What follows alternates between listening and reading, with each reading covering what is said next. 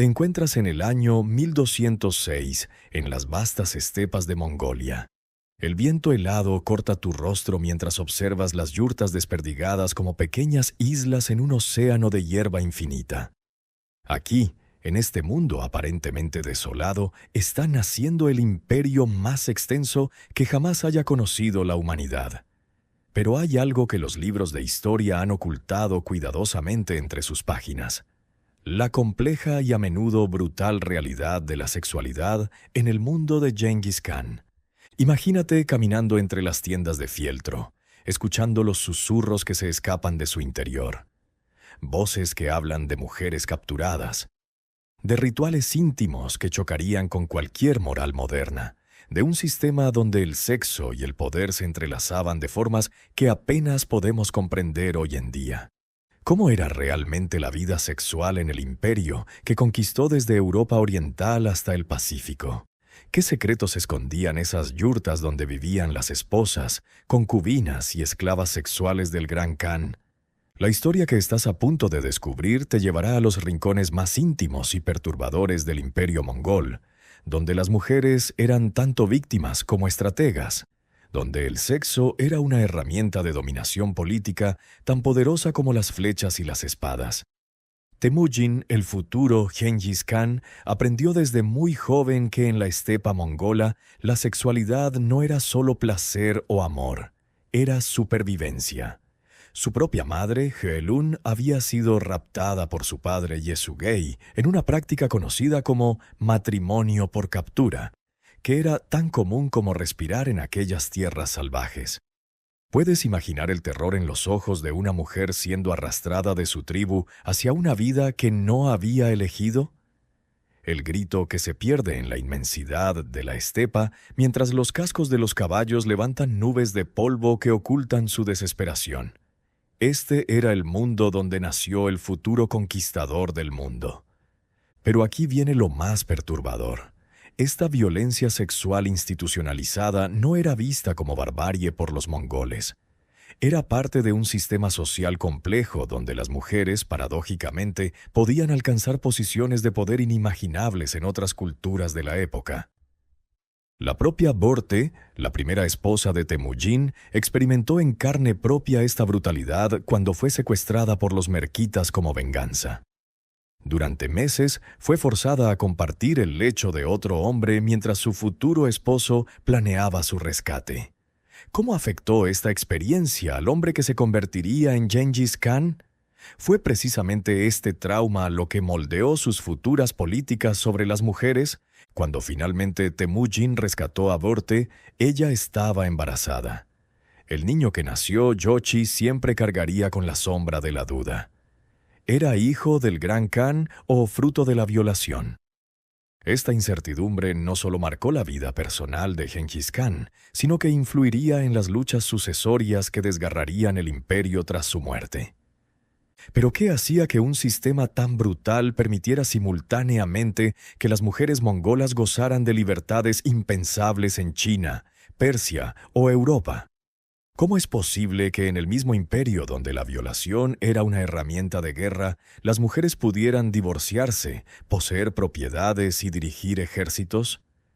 En las noches de invierno, cuando las yurtas se iluminaban desde dentro como linternas en la oscuridad, se desarrollaban escenas que habrían horrorizado a los cronistas cristianos o musulmanes de la época. Mujeres de diferentes tribus, algunas esposas legítimas, otras concubinas, algunas esclavas, compartían no solo el lecho del Khan, sino también sus secretos, sus planes de conquista y sus temores más profundos. La poligamia mongola no era simplemente una cuestión de placer masculino. Era una red compleja de alianzas políticas tejida con carne y sangre. Cada nueva esposa representaba una tribu conquistada, un tratado sellado con la más íntima de las ceremonias.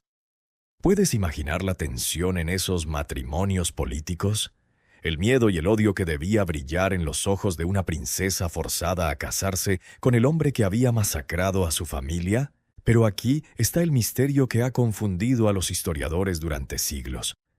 Muchas de estas mujeres no solo se adaptaron, sino que prosperaron. Algunas se convirtieron en las consejeras más influyentes del Khan, otras dirigieron campañas militares, y unas pocas llegaron a gobernar vastos territorios del imperio. ¿Era esto una forma de resistencia disfrazada o realmente el sistema mongol ofrecía oportunidades únicas para el empoderamiento femenino a través de la sexualidad? La respuesta a esta pregunta te obligará a adentrarte en los aspectos más sombríos y complejos de una civilización que cambió el mundo para siempre. Una civilización donde el poder sexual y el poder político se fusionaban de maneras que desafían nuestra comprensión moderna. Lo que descubrirás a continuación no solo cambiará tu visión del imperio mongol, sino que te hará cuestionar todo lo que creías saber sobre la relación entre sexualidad, poder y civilización. Porque en las yurtas del Gran Khan se estaban escribiendo las reglas de un juego que determinaría el destino de continentes enteros. Un juego donde las mujeres eran tanto peones como jugadoras, tanto víctimas como estrategas supremas. Y el precio de perder en ese juego no era solo la vida, era el alma misma de un pueblo. Te adentras ahora en el corazón mismo de la yurta del Gran Khan, donde el aire espeso está impregnado de incienso, sudor y algo más oscuro, el aroma del poder absoluto. Aquí, rodeado de pieles de leopardo y sedas robadas de las ciudades conquistadas, Genghis Khan no es solo el terror de las naciones, sino también el maestro de un harén que rivaliza con los sultanes de Bagdad. Pero este no es el harén perfumado de los cuentos árabes. Es algo mucho más crudo, más real, más perturbador. Imagínate observando desde las sombras cómo Genghis Khan tenía muchas esposas y concubinas. Con frecuencia adquiría esposas y concubinas de imperios y sociedades que había conquistado. Estas mujeres eran a menudo princesas o reinas que fueron tomadas cautivas o regaladas a él. Puedes visualizar el momento en que una reina de Jin, acostumbrada a los lujos de la corte china, es despojada de sus sedas bordadas y presentada ante el Khan como un trofeo de guerra. Sus manos, que una vez sostuvieron abanicos de jade, ahora tiemblan mientras se quita las joyas que han adornado a su familia durante generaciones. El terror en sus ojos se mezcla con una resignación que habla de la brutalidad de esos tiempos. Pero aquí viene lo que realmente te perturbará. No todas estas mujeres llegaron como víctimas pasivas. En las profundidades de la noche mongola, cuando solo se escucha el viento azotando las pieles de las yurtas, estas mujeres desarrollaron sus propias estrategias de supervivencia. Algunas aprendieron a usar su sexualidad como un arma tan letal como cualquier sable mongol. ¿Cómo crees que una princesa persa podría vengarse del hombre que destruyó su reino?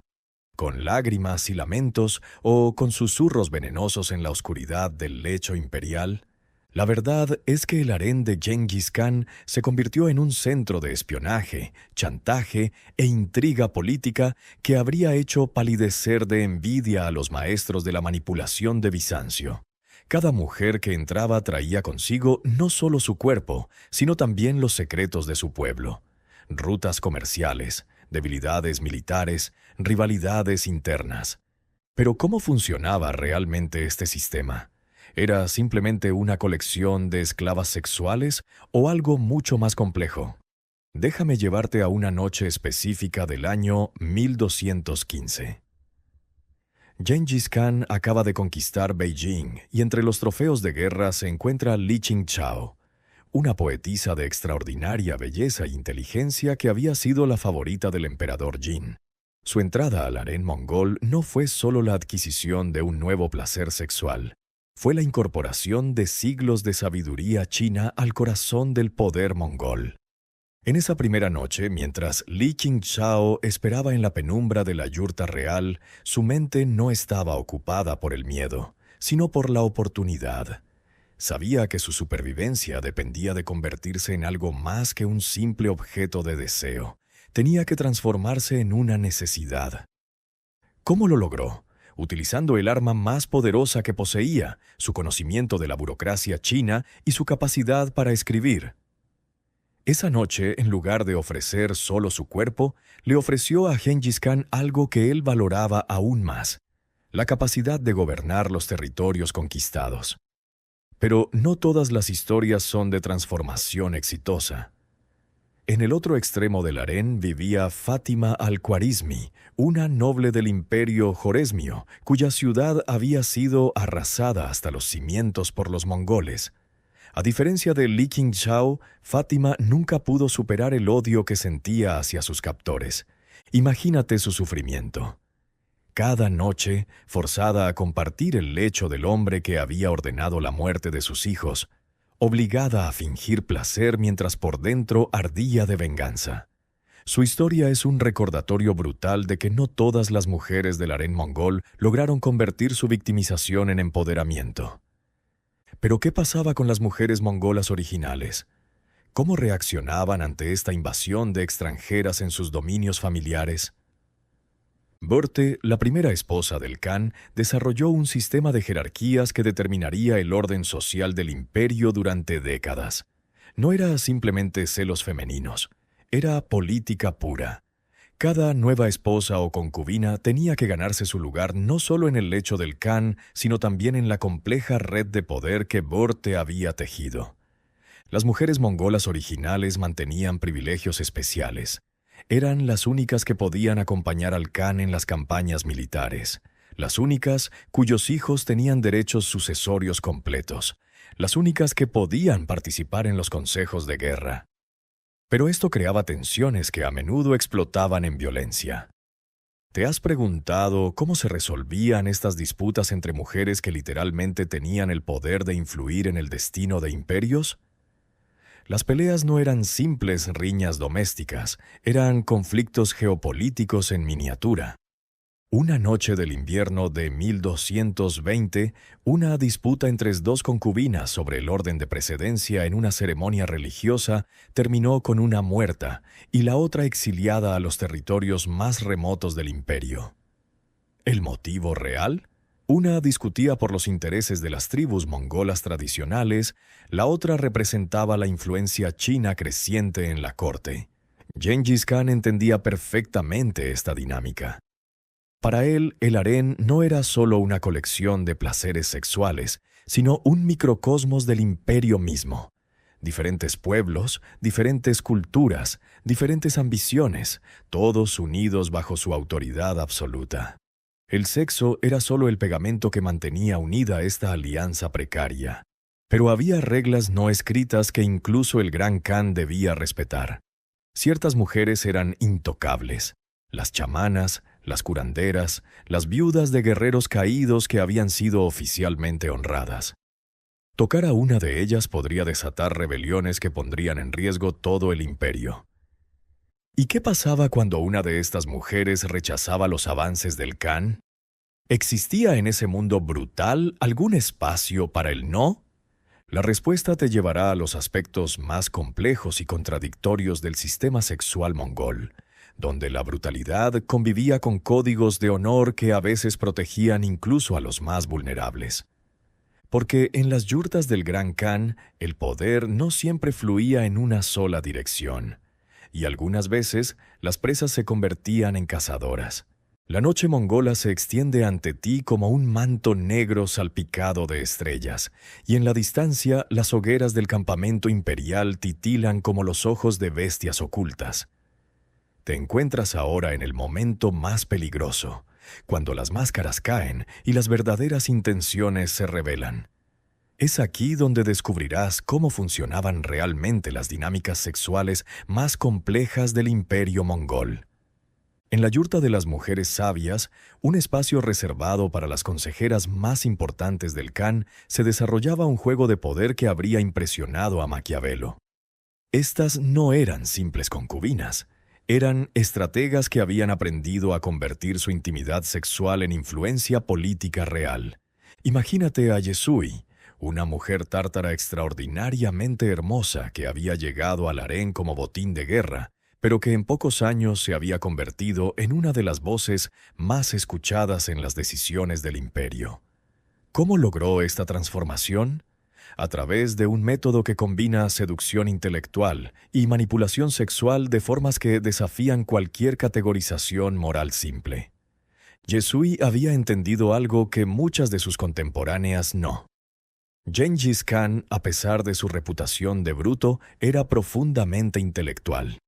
Le fascinaban las ideas, las estrategias, los sistemas de gobierno de las civilizaciones que conquistaba. Y Yesui se había convertido en su puente hacia esos conocimientos. En las noches después de las conquistas, cuando el Khan necesitaba relajarse de la brutalidad del día, Yesui no le ofrecía solo placer físico. Le narraba las historias de los pueblos conquistados. Le explicaba sus sistemas religiosos, sus métodos comerciales, sus debilidades internas. El sexo se convertía en solo una parte de un ritual más amplio de intercambio de poder e información. ¿Puedes visualizar esas conversaciones íntimas? El gran Khan, desnudo y vulnerable después del acto sexual, escuchando atentamente mientras Yesui le susurra al oído los secretos que determinarán el futuro de continentes enteros. Era un tipo de prostitución, sí, pero una prostitución del más alto nivel. La venta de conocimiento estratégico a cambio de poder e influencia. Pero no todas las mujeres seguían este modelo. Algunas desarrollaron estrategias completamente diferentes, más oscuras, más perturbadoras. En el extremo opuesto del espectro se encontraba Gurbizu, una chamana mongol cuya relación con el Khan trascendía completamente la dimensión sexual tradicional. Gurbizu había logrado algo que ninguna otra mujer en el imperio: hacer que Gengis Khan la necesitara no por placer, sino por terror. ¿Cómo puede el terror convertirse en una forma de poder sexual? Gurbizu había convencido al Khan de que poseía la capacidad de comunicarse con los espíritus de sus enemigos muertos, y que solo a través de rituales íntimos específicos podía protegerlo de sus maldiciones. Estas ceremonias combinaban elementos sexuales con prácticas chamánicas de formas que habrían aterrorizado incluso a los mongoles más duros. Imagínate esas noches, la yurta iluminada solo por velas hechas de grasa humana, humo de hierbas alucinógenas llenando el aire, y Gurbizu, desnuda y pintada con símbolos de protección, guiando al conquistador del mundo a través de rituales que mezclaban sexo con magia negra. ¿Era esto prostitución, religión o brujería? En el mundo mongol las categorías se difuminaban hasta volverse irreconocibles, pero había límites incluso en este sistema aparentemente sin reglas. Y esos límites se definían por algo que sorprendería a cualquier observador moderno: el concepto mongol de pureza. Para los mongoles, ciertas mujeres eran consideradas demasiado puras para la prostitución o el concubinato. No se trataba de virginidad en el sentido occidental, sino de un concepto más complejo relacionado con el linaje espiritual y el honor tribal. Estas mujeres, conocidas como las intocables, podían rechazar incluso al gran Khan sin consecuencias. ¿Qué las hacía intocables? Principalmente 3 características: ser viudas de guerreros que habían muerto heroicamente en batalla, ser chamanas de alto rango, o ser las últimas supervivientes de linajes considerados sagrados por los mongoles. Aigyarn, hermana de Gengis Khan, representaba el ejemplo perfecto de esta categoría.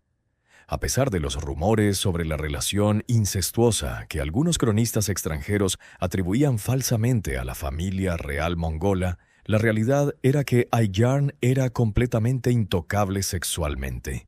Su poder derivaba precisamente de esta pureza. Era la única persona en el imperio que podía contradecir al Khan sin temor a represalias. Pero ¿qué pasaba cuando estas normas sagradas chocaban con los deseos del poder absoluto? Ahí es donde el sistema mongol revelaba sus contradicciones más profundas y perturbadoras. En el año 1223, una situación sin precedentes puso a prueba todos estos códigos no escritos. Una de las princesas cautivas, Alakai Beki del pueblo Naiman, había logrado mantener su estatus de intocable durante 2 años, rechazando consistentemente los avances del Khan bajo la protección de las leyes mongolas sobre viudas de honor. Pero Alakai Beki cometió un error fatal. se enamoró de uno de los generales mongoles y comenzó una relación sexual consensual con él. En el momento en que voluntariamente renunció a su pureza, perdió automáticamente su protección especial. El resultado, esa misma noche fue incorporada por la fuerza al harén imperial. ¿Era esto justicia mongola o simplemente la venganza de un hombre poderoso que había sido rechazado? La respuesta revelaría los aspectos más siniestros del sistema sexual del imperio.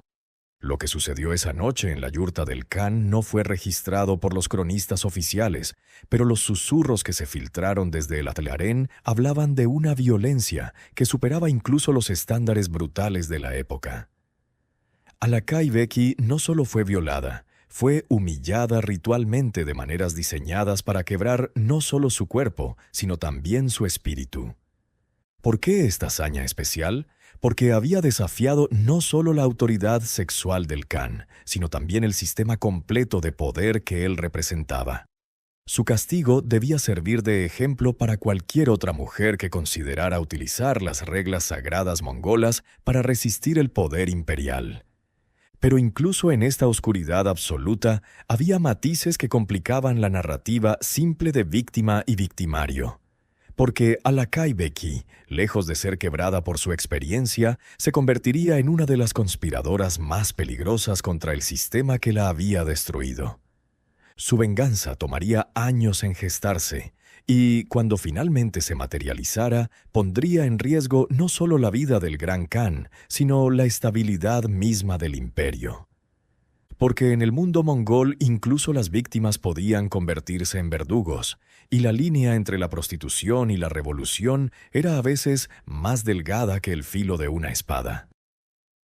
Te encuentras ahora en el punto donde todas las tensiones acumuladas están a punto de explotar. Es el año 1225, 2 años antes de la muerte de Genghis Khan, y el imperio se tambalea no por las invasiones externas, sino por las conspiraciones que se tejen en la intimidad de las yurtas imperiales. Las mujeres del harén han aprendido que el sexo puede ser tanto un acto de sumisión como de rebelión. Alakai Beki, la princesa Naiman que había sufrido la venganza del Khan, se había transformado en algo que el imperio mongol nunca había visto antes, una terrorista sexual. Su método de resistencia era tan sutil como letal. No atacaba directamente al poder, sino que lo corroía desde dentro, utilizando las mismas herramientas que habían sido usadas para oprimirla. ¿Cómo se puede usar el sexo como una forma de terrorismo? Alakai había comenzado a organizar a las mujeres del harén en células de resistencia que operaban bajo la fachada de simples reuniones sociales. Durante estas reuniones, aparentemente inocentes sesiones de costura o preparación de comidas, se intercambiaba información crucial sobre los movimientos del Khan, se identificaban sus debilidades físicas y psicológicas, y se planificaban sabotajes sutiles. El más brillante de estos sabotajes era el envenenamiento emocional. Las conspiradoras habían descubierto que podían manipular el estado mental del Khan utilizando técnicas sexuales específicas diseñadas para incrementar su paranoia y su inestabilidad emocional. No estaban tratando de matarlo físicamente. Estaban destruyendo su capacidad de liderazgo desde dentro. Imagínate las noches en que estas mujeres, fingiendo pasión, utilizaban posiciones sexuales específicas, caricias calculadas, palabras susurradas estratégicamente para alimentar las obsesiones y temores del conquistador. Era una forma de guerra psicológica de una sofisticación que no volvería a verse hasta siglos después. ¿Pero cómo habían aprendido estas técnicas? La respuesta te llevará a uno de los aspectos más fascinantes y perturbadores del sistema sexual mongol: la existencia de escuelas de placer secretas dentro del propio harén. Estas escuelas eran dirigidas por mujeres de edad avanzada, exconcubinas que habían ganado suficiente influencia como para convertirse en mentoras de las recién llegadas. Su propósito oficial era enseñar a las nuevas mujeres cómo satisfacer los gustos específicos del Khan. Su propósito real era mucho más complejo y subversivo. Turakina, una mujer queraíta de unos 50 años que había sido concubina imperial durante 2 décadas, dirigía la más sofisticada de estas escuelas. En sus lecciones nocturnas enseñaba no solo técnicas sexuales, sino también métodos de manipulación psicológica, técnicas de espionaje y, lo más importante, cómo mantener la cordura y la identidad personal en un sistema diseñado para aniquilar ambas. ¿Puedes visualizar estas sesiones de entrenamiento? Mujeres jóvenes, muchas de ellas princesas de pueblos conquistados, aprendiendo no solo cómo mover sus cuerpos para dar placer, sino también cómo leer las microexpresiones faciales que revelaban las inseguridades del Khan, cómo memorizar conversaciones escuchadas durante momentos de intimidad, cómo fingir orgasmos convincentes mientras mantenían sus mentes completamente frías y calculadoras.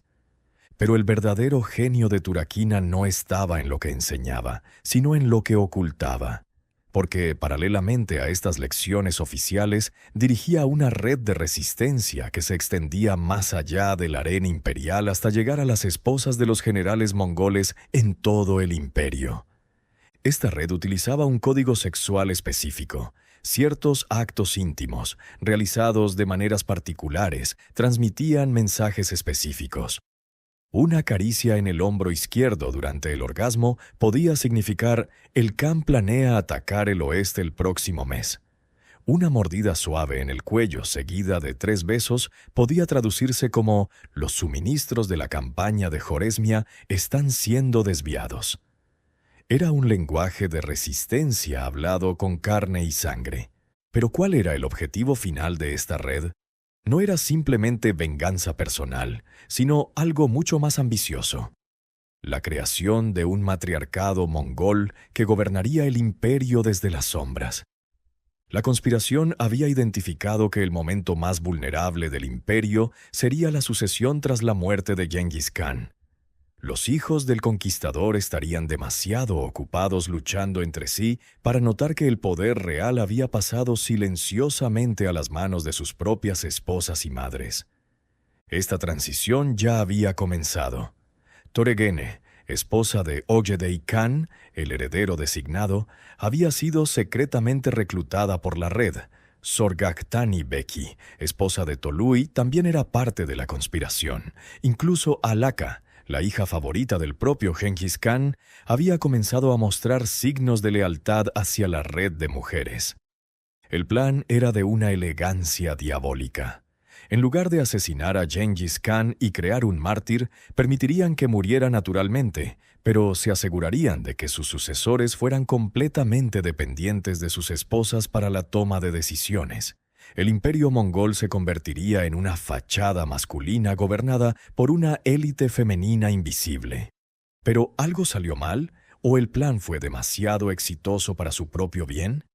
Porque la historia registra que efectivamente las mujeres mongolas ganaron un poder sin precedentes en las décadas siguientes a la muerte de Genghis Khan. Toregene se convirtió en regente del imperio durante 5 años. Sorghaghtani Beki fue considerada la mujer más poderosa del mundo medieval.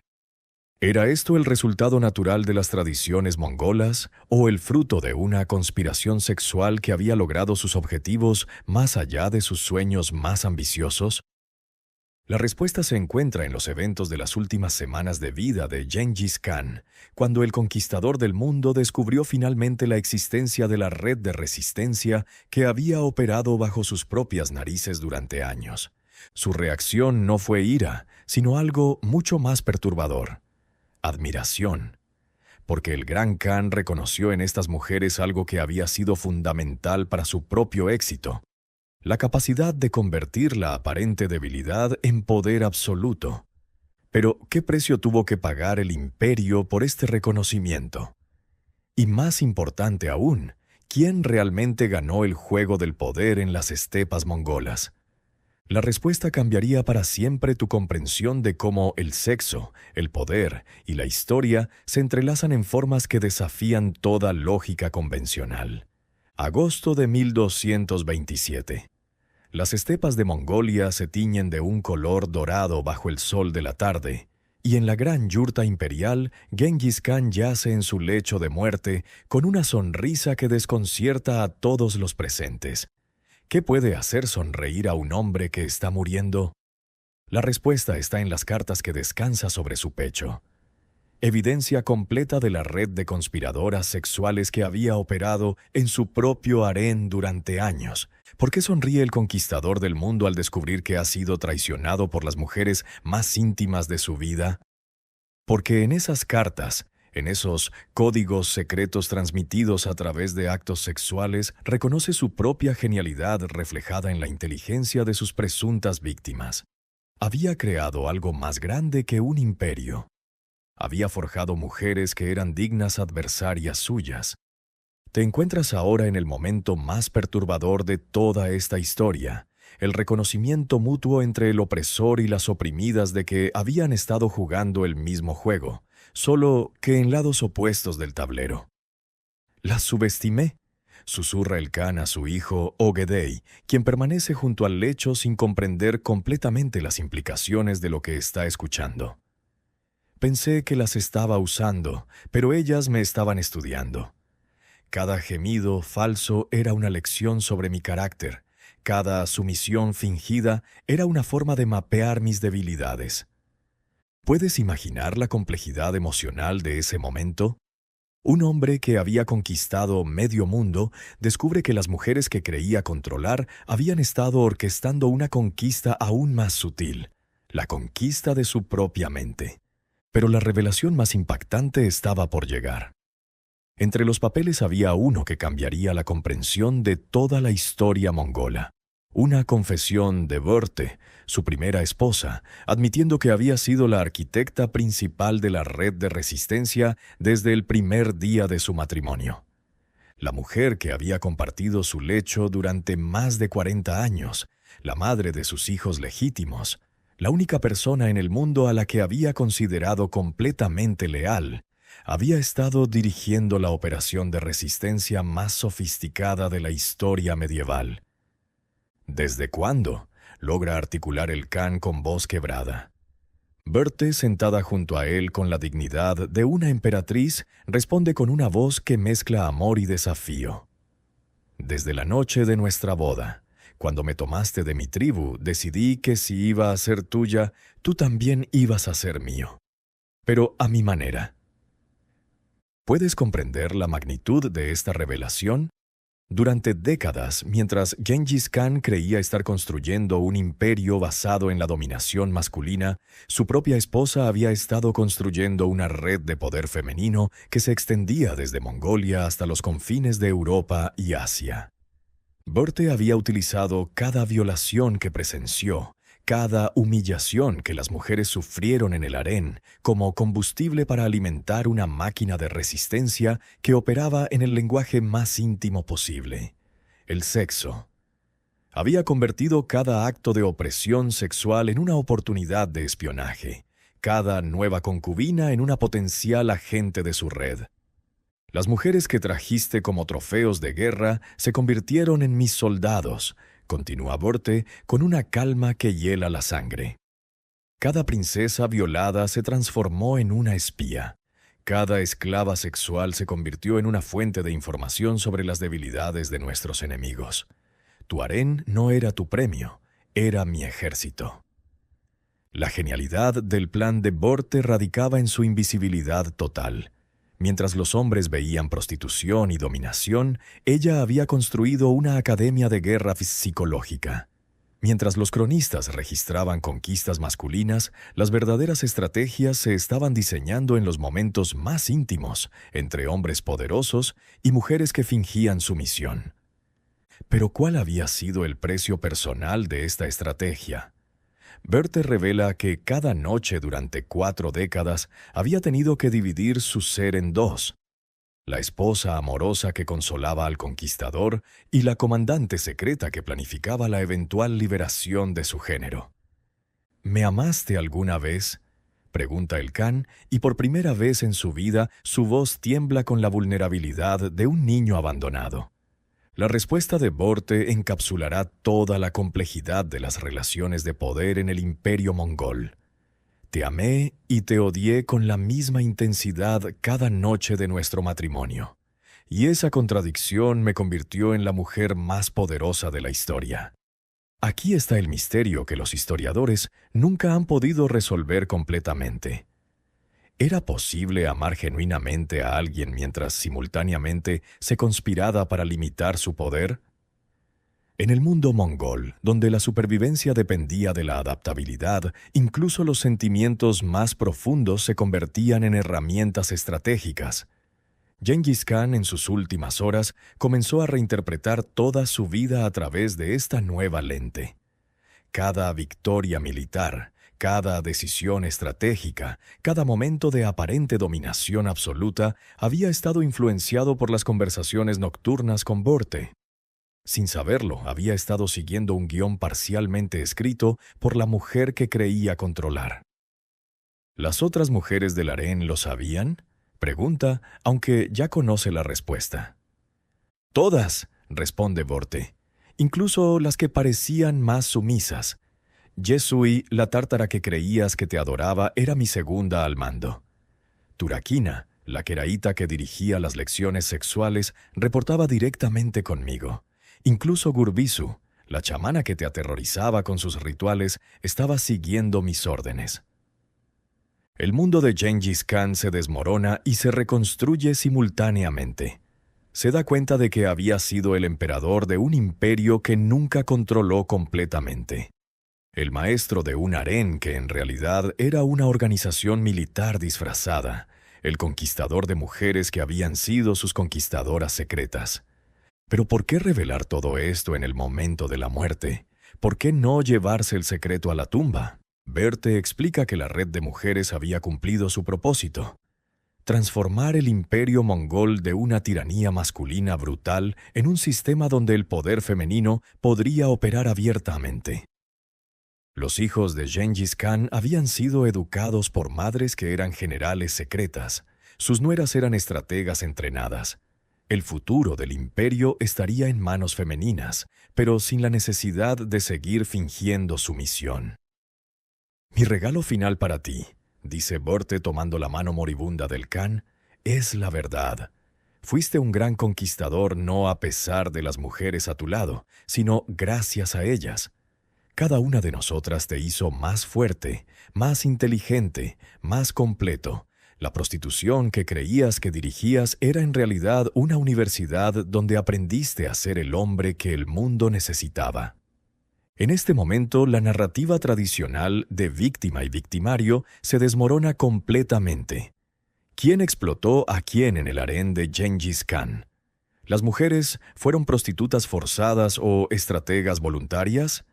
¿El Khan fue un tirano sexual o un estudiante inconsciente en una escuela dirigida por sus presuntas víctimas? La respuesta es que fue todo simultáneamente.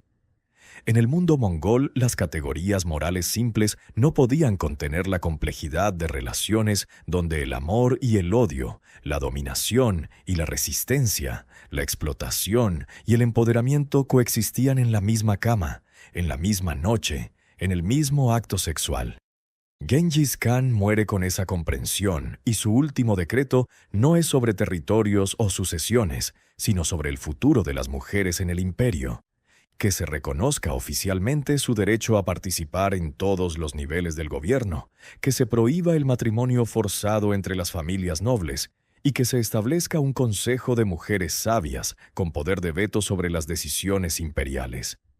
¿Era este decreto el reconocimiento de una derrota o la celebración de una victoria compartida?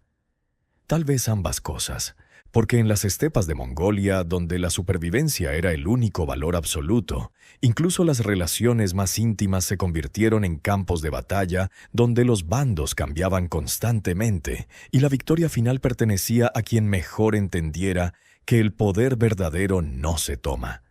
Se seduce, se manipula, se conquista desde dentro. Y en ese juego, las mujeres del harén mongol habían sido las maestras indiscutibles. 3 meses después de la muerte de Gengis Khan, te encuentras en medio de la crisis sucesoria más compleja de la historia medieval. Pero hay algo que los cronistas oficiales no registran. Mientras los hijos del Gran Khan luchan públicamente por el trono, el poder real está siendo transferido silenciosamente en las habitaciones privadas de sus esposas. ¿Cómo se ve una revolución cuando ocurre en la intimidad de los lechos imperiales? Imagínate observando las noches de otoño del año 1227, cuando cada decisión militar aparentemente tomada por un príncipe mongol había sido en realidad diseñada horas antes por la mujer que compartía su yurta. Ogedei, el heredero oficial, cree estar tomando decisiones autónomas sobre la expansión hacia el oeste, pero cada estrategia que propone había sido susurrada en su oído por Toregene durante los momentos posteriores al acto sexual, cuando los hombres están más vulnerables a la sugestión. Ella había perfeccionado el arte de la persuasión postcoital hasta convertirlo en una ciencia exacta. ¿Qué opinas sobre atacar Europa a través de las estepas rusas? Pregunta Ogedei a su consejo de guerra una mañana de noviembre. Lo que él no sabe es que esa misma pregunta había sido formulada por Toregene la noche anterior, presentada como una curiosidad inocente mientras sus manos expertas habían guiado al futuro Khan hacia el clímax.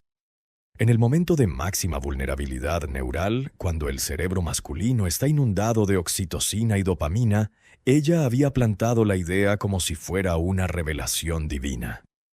¿Puedes visualizar esta manipulación neurológica en acción? Las mujeres mongolas habían desarrollado intuitivamente lo que la ciencia moderna llamaría conditioning sexual, asociar ideas específicas con estados de placer extremo para garantizar que esas ideas se convirtieran en obsesiones irresistibles. Pero Toregene no era la única que dominaba estas técnicas. En todo el imperio, las exconcubinas del harén de Genghis Khan estaban implementando el mismo sistema con los nuevos centros de poder masculino. Sorghaghtani Beki había convertido a Tolui, su esposo, en el general más innovador del imperio, sin que él jamás sospechara que cada táctica genial que desarrollaba había sido inicialmente concebida por una mujer cuya educación militar había ocurrido escuchando conversaciones de guerra mientras fingía dormir en los brazos del difunto Gran Khan. Pero, ¿cómo coordinaban estas mujeres sus esfuerzos a través de distancias que abarcaban continentes? La respuesta revela la sofisticación extraordinaria de la red que Berthe había construido durante décadas. Utilizaban un sistema de comunicación que combinaba el comercio de sedas con el tráfico de mujeres de formas que confundían completamente a cualquier observador masculino. Oficialmente intercambiaban concubinas y sirvientas entre las cortes de diferentes príncipes como gestos de cortesía familiar. Extraoficialmente, cada una de estas mujeres era una mensajera entrenada que llevaba información codificada sobre estrategias militares, alianzas políticas y debilidades personales de los líderes masculinos. El código era de una elegancia brutal. Estaba basado en técnicas sexuales específicas. Una mujer que llegaba a una nueva corte y realizaba ciertos actos íntimos de maneras particulares estaba transmitiendo mensajes específicos sobre los planes de guerra de su corte de origen. Era un lenguaje que solo podía ser leído por otras mujeres que habían sido entrenadas en el mismo sistema y que era completamente invisible para los hombres que creían estar simplemente disfrutando de nuevos placeres sexuales. ¿Puedes comprender la genialidad perversa de este sistema? Los mismos hombres que creían estar recibiendo regalos sexuales estaban en realidad proporcionando información estratégica vital a sus enemigos potenciales, sin saber jamás que cada gemido de placer que provocaban era también una forma de transmisión de inteligencia militar. Pero el aspecto más perturbador de esta transición no era la manipulación en sí misma, sino la transformación psicológica que estaba ocurriendo en las propias mujeres. Alakai Beki, que había comenzado como víctima de violencia sexual, se había convertido en la maestra de la seducción estratégica. Pero el precio de esta transformación había sido la pérdida completa de su capacidad para experimentar placer sexual genuino. Cada encuentro íntimo se había convertido en una operación militar donde su propio cuerpo era tanto el arma como el campo de batalla. En sus escritos privados, descubiertos siglos después, describía sus experiencias sexuales con la frialdad clínica de un general, describiendo tácticas de asedio. Objetivo alcanzado después de 15 minutos de estimulación manual específica. Resistencia enemiga quebrada mediante combinación de técnicas orales avanzadas. Información estratégica extraída durante fase de vulnerabilidad postclimática. ¿Era esto empoderamiento o una forma más sutil de autodestrucción? La línea se había difuminado hasta volverse irreconocible. Las mujeres mongolas habían logrado algo sin precedentes. Habían convertido su propia opresión sexual en el fundamento de un poder político que se extendería durante siglos. Pero habían pagado un precio que solo ahora, en estos meses de transición, se estaba volviendo visible. Muchas de ellas habían perdido la capacidad de formar vínculos emocionales genuinos. Sus relaciones se habían convertido en partidas de ajedrez, donde cada caricia era calculada y cada orgasmo era evaluado por su potencial de influencia política. Habían ganado el mundo, pero habían perdido sus almas en el proceso. ¿Valía la pena este sacrificio? La respuesta dependería de lo que lograran hacer con el poder que habían adquirido tan dolorosamente. Berthe, ahora la matriarca no oficial del imperio, había comenzado a implementar la fase final del plan que había estado desarrollando durante 5 décadas. No se trataba simplemente de que las mujeres influyeran en los hombres poderosos. Se trataba de hacer que el poder masculino se volviera completamente dependiente de la inteligencia femenina. Su objetivo era crear un sistema donde ningún hombre pudiera gobernar efectivamente sin el consejo estratégico de las mujeres, donde la masculinidad política se volviera una fachada necesaria pero vacía, donde el verdadero poder fluyera a través de redes femeninas invisibles pero indispensables. Los primeros signos de que este plan estaba funcionando ya eran evidentes. Ogedei había comenzado a sufrir crisis de ansiedad cuando tenía que tomar decisiones importantes sin consultar primero con Toregene. Tolui había desarrollado una dependencia emocional tan intensa hacia Sorgastani que era incapaz de liderar campañas militares si ella no estaba presente para bendecir sus estrategias. Pero ¿qué pasaría cuando estos hombres se dieran cuenta de su dependencia? ¿Cuál sería su reacción al descubrir que se habían convertido en marionetas de sus propias esposas? La respuesta a esa pregunta determinaría si la revolución sexual del imperio mongol culminaría en una transformación permanente del poder mundial, o si provocaría una contrarrevolución masculina que podría destruir todo lo que las mujeres habían construido tan cuidadosamente.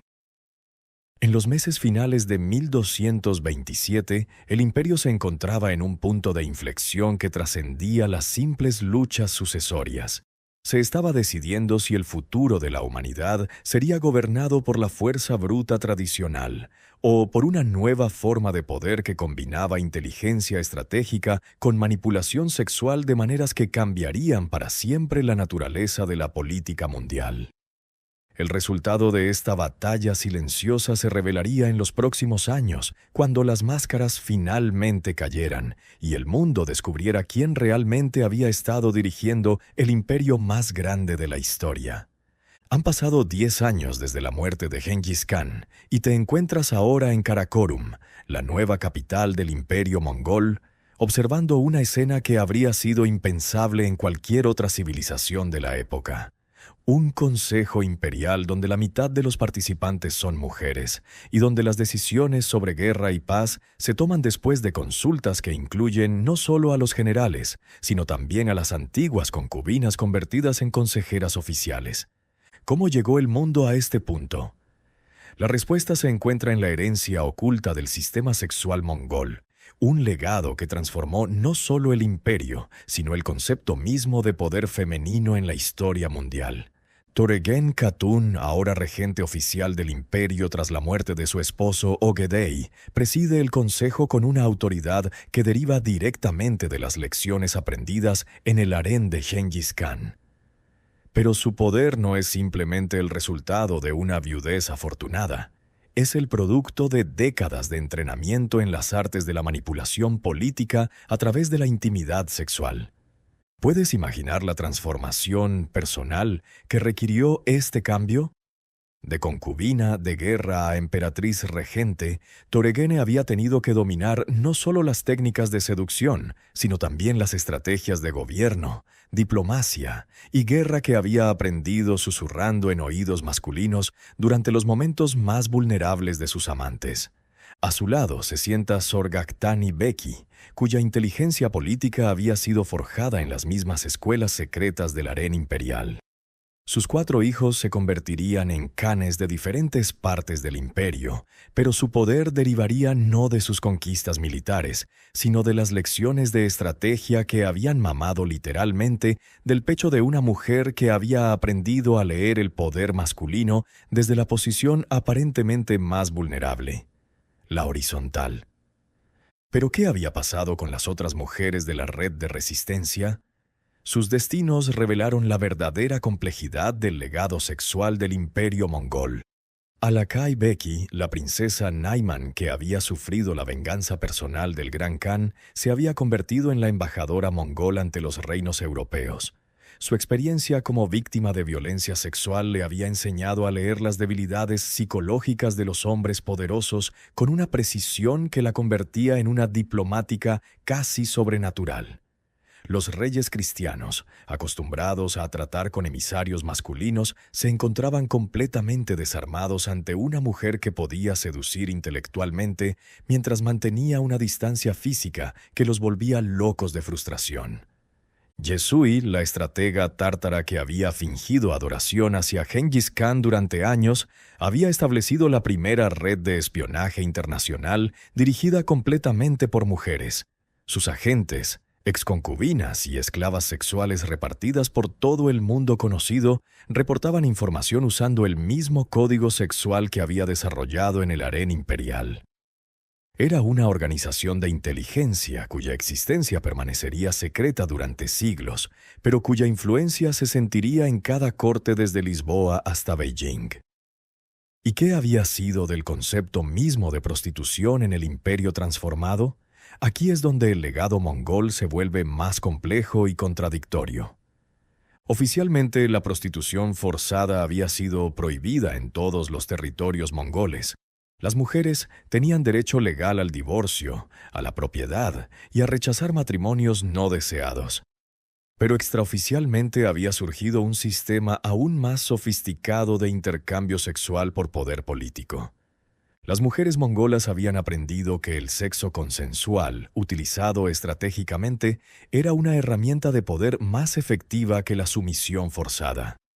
Habían desarrollado lo que los cronistas árabes de la época describían como matrimonios temporales de conveniencia política, donde mujeres inteligentes se casaban con hombres poderosos por períodos específicos, extraían toda la información e influencia posible, y luego se divorciaban para repetir el proceso con el siguiente objetivo.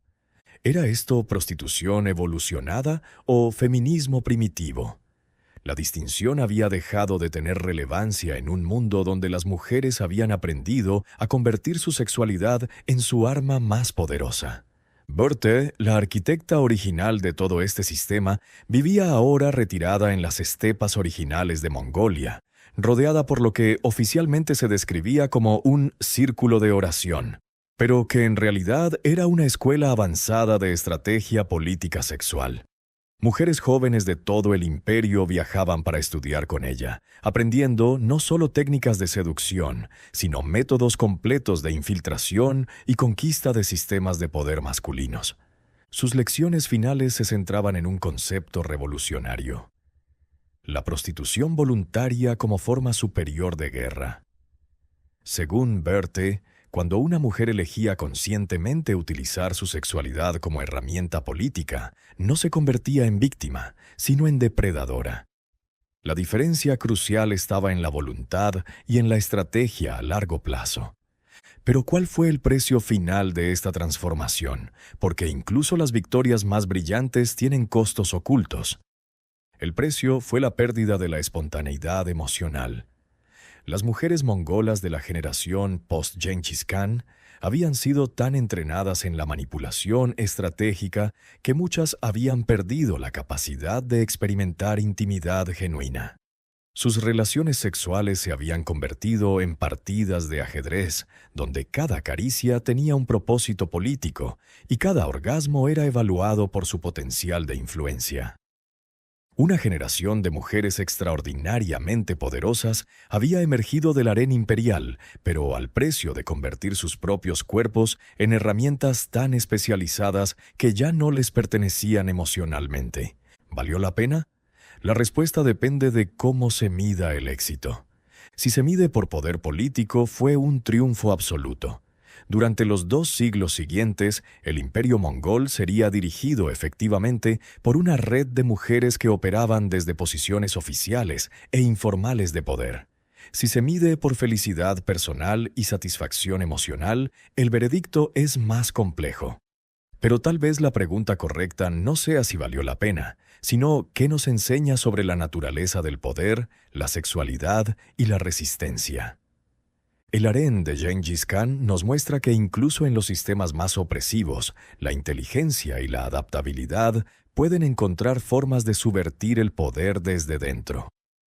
Nos enseña que la sexualidad puede ser simultáneamente un acto de sumisión y de dominación, que la prostitución puede ser tanto explotación como estrategia, que las víctimas pueden convertirse en victimarios sin dejar de ser víctimas. Más importante aún, nos muestra que la historia la escriben los vencedores, pero a veces los vencedores no son quienes aparentan serlo. En las estepas de Mongolia, durante el siglo XIII, un grupo de mujeres que el mundo conocía como prostitutas y concubinas desarrolló y ejecutó la operación de infiltración política más exitosa de la historia medieval. Su victoria fue tan completa que incluso hoy, 800 años después, la mayoría de los historiadores no han logrado reconocerla. Porque el triunfo supremo no es conquistar el poder, es hacer que el poder crea que siempre fue suyo, mientras discretamente se le guía hacia donde uno desea que vaya. Y en ese arte sutil, las mujeres del imperio mongol fueron las maestras absolutas de una lección que resuena hasta nuestros días: que el sexo, cuando se combina con inteligencia y estrategia a largo plazo, puede ser la fuerza más transformadora de la historia humana. La prostitución en el imperio de Gengis Khan no fue solo un capítulo oscuro de explotación sexual. Fue el campo de entrenamiento donde se forjó la primera revolución feminista exitosa de la historia mundial. Una revolución tan silenciosa, tan sutil, tan perfectamente ejecutada que incluso sus enemigos nunca supieron que habían sido derrotados.